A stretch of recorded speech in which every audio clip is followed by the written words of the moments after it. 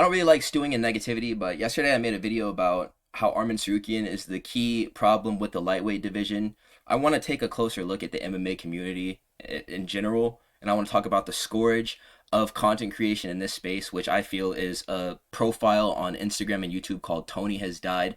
This is the most cowardly content creator of all time. This pussy is the faceless leader of a gaggle of MMA casuals. And I want to talk about exactly why I think that he fucking sucks, bro. And I've wanted to make this video for such a long time because I'll get into why. I just hadn't had a reason to do it before now. So let's talk about why I think that this guy is the worst. As we go through these slides, Tony, if you're watching this video right now, I'm going to put photos of different face reveals from various YouTubers in the background to maybe inspire you to stop talking shit anonymously. We already know that you're a bitch. You can show your face. We would like to know what you look like. I speak for all of us whenever I say this. Tony Has Died. The reason why I don't fuck with him is because he came up off hating on people. And if you are a guy who came up off hating on people, I don't fuck with you. Because that's not what life is about. We're not here to laugh at the suffering of other people. We're not here to add to their torment either. And this dude, Tony Has Died, specializes in this. The entire joke surrounding his profile and the reason why his name is Tony Has Died, his fucking name isn't even Tony. He just posted clips of fighters getting chinned brutally with the top text, bottom text, meme format caption of, "There is no meme, this person has died." And he began getting copyright struck for this about like a few months ago, and that's whenever the really odd and peculiar behavior started taking place. Whenever he started branching out and opening up the attacks to have different formats. It really just started with Tony Ferguson getting chinned a bunch of times on that 8-fight skid that he went on before he got cut from the UFC. It's a quality of a weak man. The fact that he needs to turn other people into whipping boys so that he feels less weak, and the fact that he does it without showing his face too. You're such a pussy, Tony. Like, I just want to let you know you're such a pussy. The reason why I'm making this video today, though, is because of an exchange that I had with Death Sentence post his loss on the Street Beef Scrapyard over the weekend. I followed Death Sentence for a long time, and I was very excited for his win a couple of months ago against like that blue-haired dude from the Scrapyard. And Tony Has Died had seen it too, and he was posting memes and promoting the fight and congratulating Death Sentence even after he had won that fight. And he fucked with Death Sentence for the clout, and he turned on him the second that he lost. As soon as he lost his fight over the last weekend, before it was taking all these pictures out of the time capsule and being like, "Oh wow, look, this is an old photo of Death Sentence." People who are supporters of Tony Has Died, they would say things like, "Give him Ankalaev," or "He's always had aura," and they were just lifting him up, right? This was positive. This is what is supposed to be going on. The second he loses, for some reason, this dude, Tony Has Died, thought it was a good idea to make the same meme format for the UFC fighters who are fighting at the top level and who are making a bunch of money compared to other people who fight, who can shrug off hate comments because they're not fighting for only respect. He decided to make the same "There is no meme, Death Sentence has died" post, and it got so much traction this time. It's an embarrassing moment for anybody to go through, to lose a fist fight. That way Death Sentence was like, "Please," he didn't say please, he's a fucking fighter, doesn't need to say please. He said, "Remove the video or I'm gonna block you." And instead of showing respect like it was a couple of months ago, all respect, whenever he was talking about Death Sentence has done more than John Jones in the year 2025, he doubled down and he made a secondary post, posting his private DMs with Death Sentence and showing that he was blocked by him. And then afterwards, he just started trolling him. And then from there, I followed Death Sentence. I go into his comment sections whenever he's talking about the recap of the fight and what happened in it. And it's just a bunch of runoff from Tony Has Died's page. A bunch of these fucking photoless anonymous profiles with like 40 followers, 1,300 followed. And they're just calling Death Sentence ass at fighting. And they're trashing him. Tony Has Died has 100,000 fucking followers on Instagram. He made sure that everybody pointed and laughed at Death Sentence after being fanned out just a month ago. And after Death Sentence had suffered a horrible loss at the hype of his clout. He just had been working with Demetrius Johnson. Demetrius Johnson was there. It's public record because it was posted to the internet, but only like 2,000-3,000 people, maybe like 10,000 people would have seen it. Granted, Tony Has Died didn't put it on this loudspeaker for everybody to observe. Dude actually went as far as to make jokes like, not Death Sentence fast, Death Sentence sleep, like he's Dustin Poirier, or like he was the one who fought Death Sentence, whenever he doesn't even show his face online, dude. And I go into his comment section on the far right. These are the messages that people are sending in the comment sections of fucking Death Sentence's like post going over the recap. Fucking Smokey from Friday, like the "you got knocked the fuck out" thing. unblock Tony. Like everyone is saying unblock Tony. Why should he do that? Why should he do that? That guy literally just preyed on his downfall and embarrassed him once it actually happened. Tony Has Died got butthurt over the fact that he got blocked, and now he's sicking the dogs on death sentence, who, this is the largest reason why I have a fucking problem with this. I'm likely on the spectrum myself. If you've been following me, you fucking know. And death sentence, this motherfucker says that he learned how to fight from Goku and Vegeta, mixed martial arts, and that Batman is like his mentor, and Spider-Man. This is clearly a neurodivergent man, and this dude Tony Has Died thinks it is fucking cool to rip on him. Imagine if this was your brother, and he had this dream of wanting to, like, be a fighter, and he tries, and he goes out and he's unsuccessful, and then you got this fucking idiot with no face calling him ass at fighting, and telling all of his supporters to go and fuck with him. I find this so hard to respect, especially as I just said that, like, losing a fist fight is really embarrassing. I'm sure a lot of these fucks in the comment section were getting their asses kicked on the fucking playground or in the bathroom, or getting swirlies, getting put in the trash cans in the lunchroom. It's like, imagine if those were photos that were circulating around the internet. How would they feel? Not very good. And this is all done to try to make death sentence crash out. Like, he fucking needs that, bro.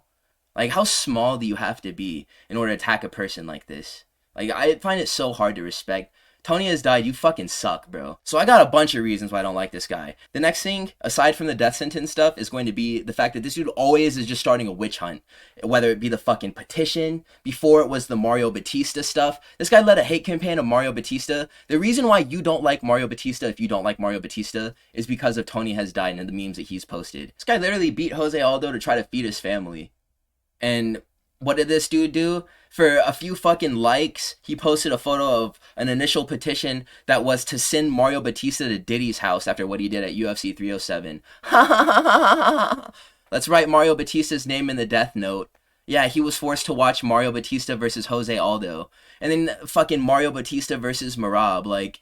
And this guy's always getting political too. Like, shut the fuck up, bro. You're so goddamn annoying. I know you're annoying in real life. I fucking know it. I know nobody likes you, and that's the reason why you spend all your time on the internet.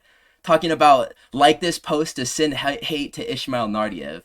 Like this guy who's fighting for family. If you don't like the fucking fights, don't watch them. If you don't like watching UFC, don't fucking watch that shit, bro. Where I'm from, we call this shit dick pulling. Fucking talking about Conor McGregor's entire criminal history. You fucking fed. What are you, DJ Vlad? Get off these dudes' nuts, bro. Like, you suck. Talking about Vanessa Demopoulos, whenever she realizes that being a stripper doesn't win MMA fights, he just wanted to bring up the fact that she used to strip to try to, like, belittle her. And I'm not against hoe shaming, bro, but I feel like that shit just doesn't even have a place in, like, any of the conversations that are relevant to fighting. If you're a fucking content creator that talks about MMA, talk about MMA, not these dudes' personal lives, you dickhead. Another reason why I just don't fuck with this dude, jokes about sexual assault, completely tasteless. Talking about grape emoji and then whoever else. It all started with his fans talking about this shit, like, grape Tony Has Died. And it just trickled down to whenever somebody has a performance that they don't like. If Mario Batista were to have a performance like Jose Aldo in July 2025, it would be grape Mario Batista. Or grape Muhammad Naimov for beating Bogdangrad because he picked Bogdangrad for that week. Grape Gabriel Bonfim for beating Wonderboy. Completely tasteless. Sexual violence, it's a real problem that affects many people. It's not a laughing matter, and if his ass was raped, then he probably wouldn't be laughing about it. If it happened to his mom or his sister, or if it was someone close to him, fucking, you think that shit would be funny to you then? You think you'd be making these fucking jokes? That shit's just humorous? Like, fucking, what place does this have in fighting? Like, in MMA, like, this community? What place do these jokes have? Like, you're literally just, you look like shit. You look like a piece of shit. And this is compounded with his inability to quit complaining. He has this whiny voice, and he sounds like he's talking like this all the time. And he's always crying about some shit. He's talking about fucking UFC 318 sucks. Talking about Burns versus Morales sucks. Those cards were fucking fun to watch, dude. Always crying about some shit, bro. Talking about the fall off of UFC reporters needs to be studied, like he's doing any better job of providing journalism on MMA or the UFC. Talking about the 10 worst champions ever. Justin Gaethje is delusional, hating on Gaethje, just hating on shit. He set up that whole goddamn petition, and he felt like it succeeded, and he claimed victory over John Jones for the fact that he retired, and he wanted to have direct involvement in the outcome of that. And now he's gonna complain about how the average heavyweight title fight is going to look like this since we don't have John Jones in the UFC anymore. finds an issue with everything, and provides a solution for nothing. And these are the worst type of people. I'm usually not even a guy who fucking complains about this type of thing. I'm a new age black. You can say nigga. I don't give a fuck. Really, like, I would prefer that you didn't say it to me, but like, I'm not gonna crash out if I hear two Asian kids walking down the street calling each other nigga, bro. That shit happens. I fucking grew up, I was born in 2003, bro. I grew up in like 2017, like SoundCloud rap, bro. That shit is just customary. That's just what happens. I get it. But 50% of this dude's jokes are about the skin colors or ethnic backgrounds of fighters. He was the dude who's pushing the fucking body cam Piper agenda.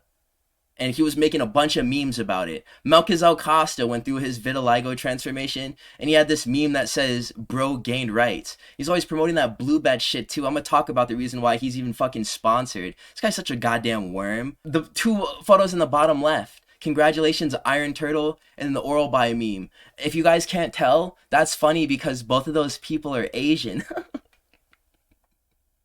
Or yeah, let's get political. Fucking Quillen Salkilled, he beat Anshul Jubli, and then he beat Yanal Ashmuz, and Yanal Ashmuz is a Palestinian Jew, and then Anshul Jubli is from Pakistan or India, and so this dude said that Quillen Salkilled is IPAC's greatest enemy, and I'm sure a lot of people who like that photo don't even know what the fuck IPAC is, and they had to Google it, and just to be included in the joke, and it's just herd mentality, bro. I hate this shit so much. I hate this fucking page so much. Unfollow today, bro. Do me a favor and never fucking pay attention to another thing that this guy does ever again. He sucks ass. UFC Atlanta. Oh, wow. Look, it's an African person, bro. He must be Kamaru Usman. To be fair, Buckley actually does kind of look like Tyler, the Creator. But I don't fuck with this non-black person trying to tell me what members of my goddamn community look like. Like, fuck you, bro. Actually, fuck you. I have a problem with him talking about any race, for that matter of fact, for as long as we don't know what he looks like.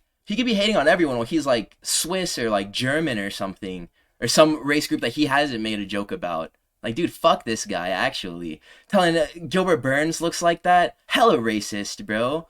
Motherfuckers in the crowd at UFC Atlanta. If you don't know what that's from the movie Django Unchained, which is a movie about the slave trade. And there's a scene at the very end where, or close to the end, where Leonardo DiCaprio, who's the slave master, is making two of his slaves fight. And at the very end of their fight, he grabs a hammer and he passes it to one of the slaves. And he says for the slave to kill the other one that he just beat in a fight. So that's the joke here. A piece of shit. And this is only one layer of it, too. The Jon Jones petition, as more time passes, I kind of understand the outrage and what led people to volunteer to sign this petition. Jon Jones, he kind of had to go. If you're not going to fight Tom Aspinall, you got to leave. And I understand that. But this petition, it was not done with honest intent. He was trying to get the YouTube channel that he just created more support, and he used this campaign purely for personal gain. People subtly started to notice that he was milking the clout as he tried to get everyone on board with a mass unfollow of Jon Jones' Instagram account after Jon Jones had vacated the title already. So he literally accomplished his goal and still wanted to, like, he was just dragging this like the fucking ninja low taper fade meme and didn't know when to give it a rest. And eventually people were like, I think it's time we get jobs. Or real ones never followed him in the first place. What do you mean mass unfollow of Jon Jones? If they were really tapped in with you and fucking with you like that, they were never following him in the first place. And that's a great point. And then another guy, which was like the most interactive with comment, he said, dude made a petition, all of a sudden he thinks that he's the UFC union leader. And that is so accurate. This guy literally thought that he was like fucking Che Guevara or like some type of revolutionary for doing this shit. Whenever this was all for clout. And in the end, after Jon Jones vacated, he was not stripped. Tony took sole responsibility and credit for this entire thing whenever like 200K signatures went into it, if that was actually something that affected this outcome, which it was not. And all he really did in the first place was just press a few keys and upload a fucking PNG file. And he wants to act like he's like this change maker. The only thing that really came out of this was him getting a lot more clout and a sponsor deal from this company called Blue Bets that he started promoting on literally every single meme since this petition had started. And this wasn't a thing that was happening before the Jon Jones petition stuff. So know whenever you're getting gamed, pay attention to it. If you're a fan of BeewolfMMA, I won't ever give you guys the fucking runaround like this. This is some bullshit. Now we're going to take notice of some of these brain dead MMA takes that he's publicizing on his pages. Tony Has Died, the reason why I initially just don't fuck with this guy is because he ripped off my video idea for worst UFC tattoos so bad. There was like this part of it where I released two parts of it. Those are my uploads down at the bottom where it says Free Spirited Throat, and then part two where it's like the cattle brand stuff with Ovin St. Preux. There was this part of the first video where I was talking about Jamal Hill and how he has like the thumbs up tattoos, and how whenever he gets knocked out, it's hard for me to know if he's all right because the thumbs up signifies that he's okay. I didn't know if Herb Dean should have stopped the Pereira fight because I was looking at his chest and I just saw the two thumbs up and I was like, he's okay. And this man used the same fucking joke within like the first minute and a half of his video that he released up at the top left there. That's what he got put on his chest. He got two thumbs up. He's okay, bro. Look at Jamal Hill. That's what he should have done after Pereira hit him, but... And this was one of his first few uploads on his channel. And that was one of the first videos that I released that actually did really well here. So I don't fuck with him. And I've had it out for this guy ever since then. Before making this video, I went through his Instagram page and I just found a bunch more bullshit ass takes. And a bunch of different video titles and stupid thumbnails as well on his YouTube channel. Talking about UFC 318 as a garbage card. That card was lit, bro. That was a good event. Objectively, that was a good event. And this dude spent like 2 weeks talking about how ass the card was going to be. And making posts about it on his Instagram. And how lame it was that Marvin Vettori wasn't on the main card. And then hating on Marvin Vettori for his performance. And like being like, oh yeah, how is he ranked? Did I mention that Tony Has Died is a complaining bitch? Like, have I said that yet? This dude has fucking brain dead takes like, the quality of Apex card this year have been insane. 0-3 Burns, 1-2 Emmett, 1-3 Vittori, 0-2 Cannonier. Like, yes, these guys are on contract. They're gonna fight. They have to fight. They're contractually obligated to put on fights for the fans. If you don't want to watch them, tune the fuck out. You don't have to. That's the beautiful thing about all of this, is that you can selectively place your attention wherever you feel like it should go. He gets on fucking his Instagram page and he talks about the earth before and after Alex Caceres got cut from the UFC. How the fuck are you calling yourself a fan of MMA and you're hating on Bruce Leroy in broad daylight? Like, dude, fuck yourself, actually.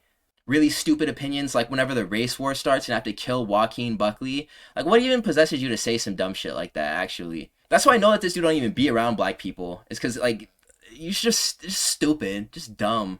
Just stupid. Talking about despite making up only 13% of the UFC roster, Dagestanis are responsible for 50% of the boring fights. This is a joke about how black people are 13% of the American population and how they're responsible for 50% of the crime in America. And this is just like, I could have put this in the racism fucking column as well. This is all this dude's jokes. Is just trying to be witty and quirky around like race baiting. Essentially the dumbest shit that he ever said was that every ranked fighter should have custom shorts. You really want to see fucking Rizvan Kuniev and Waldo Cortez Acosta get custom shorts? Like, that's just stupid. Like, never speak again, please.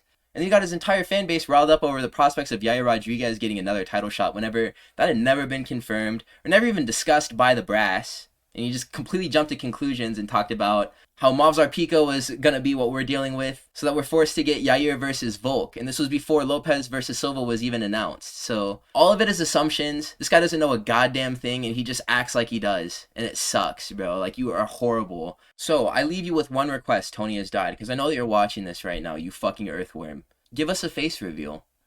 If I know that you're probably a swamp creature, you look like a Left 4 Dead 2 boomer, and that's the reason why you don't show your face.